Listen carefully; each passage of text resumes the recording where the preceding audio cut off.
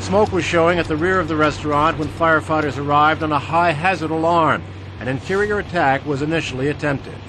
It was quite evident what we had inside when we arrived. We could see through the windows in the seating area. The smoke had already started to bank down in that area. So it was evident we had a working fire. We also noticed that the heavier smoke was coming from the rear of the store.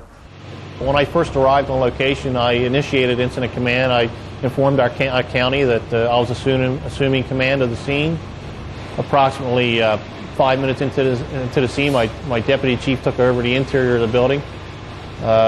Also, when my deputy fire marshal arrived, who also is a member of our company, I assigned him the water supply operations, and he took over the water supply operations. When 7-1, our initial pumper out of our station, arrived on location, they pulled alongside on the north side of the building. They stretched out 1 3/4 inch line. They made entry through the side door into the seating area, and through the seating area they attempted to go back into the grill area and head back towards the rear of the store. The interior crew had problems trying to reach the seat of the fire. After a second alarm was called, fire operations went defensive. It was real thick smoke. We were actually crawled on our floor on our stomachs, and it was banged to the floor. Couldn't see nothing in front of you. My lieutenant, and a firefighter had made it back to the area of the fire, but they just couldn't get anybody to shove the hose into them to help start putting the fire out. At that time, I made my way back outside the building. Told our chief that we need to go to a defensive attack and start pulling people out, at which time he also agreed to the same. It was all up in the ceiling area between the drop ceiling and the asphalt ceiling itself, and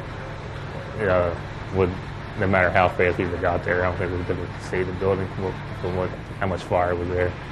When we first arrived, we made the call for a second alarm, which brought in another 3 engine companies and another ladder company. Incoming companies on the second alarm. The first engine was radioed to pick up a hydrant coming in from the south end of Route 49 and to supply the south end trucks, which would be Pennsville trucks. When they did do that, they realized that they couldn't get enough water to supply the squirt on the opposite side of the building. So we ended up calling another engine company in to tap into the 12-inch main further south on Broadway.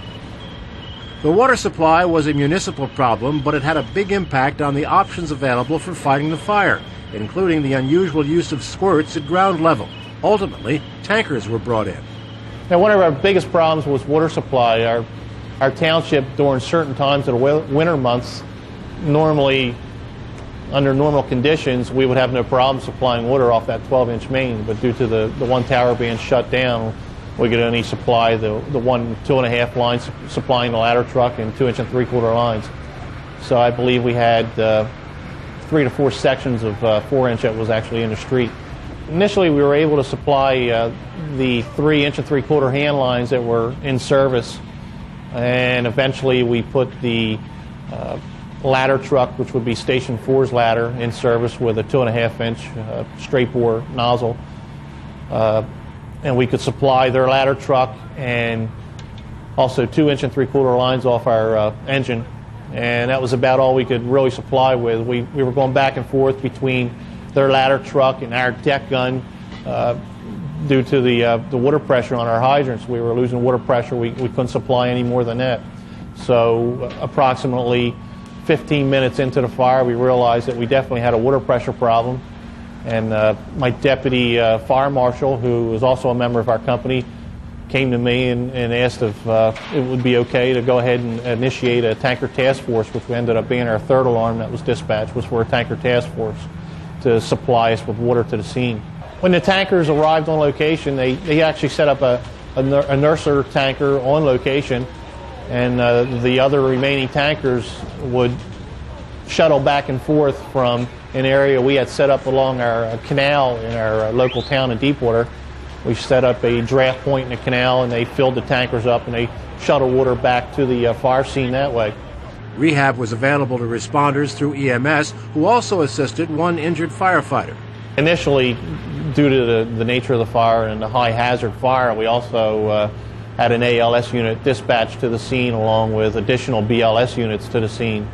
The one BLS unit was from Salem City. They had set up a rehab area for the firefighters to go to take their blood pressures and whatever needed to be done, refreshments. We had one firefighter injured.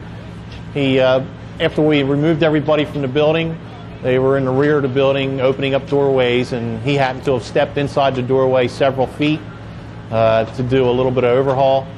And as he was in there, one of the electrical boxes had exploded next to him, which splattered a little bit of fire on his turnout gear. His firefighter partner that was with him removed him from the area and extinguished him once they got him outside, and he was sent off to the side, and the ambulance crew came over, checked him out, and they took him into the hospital for evaluation. Access to the front of the building was also a problem because of the well-known McDonald's playground. Eventually, the roof collapsed. On the very front end of the building, we realized that access was difficult. They had a playground that was built in the front of the store with a large 6-foot fence that was built around it. In order to make entry into that area, we had some firefighters come around, and they actually cut sections of the fence and removed sections of the fence so we could make access to the front of the building and try to extinguish the fire from the front of the building. Approximately 15 minutes into the fire, maybe 5 minutes after we had pulled the men out from the interior of the building, we started to notice some collapse in the rear of the building. We had a large volume of fire come through the roof in the rear of the building. And approximately 20 minutes into the fire, we had a total collapse of the roof from the rear of the building to the front of the building. Besides the need for ample water, a number of lessons were learned.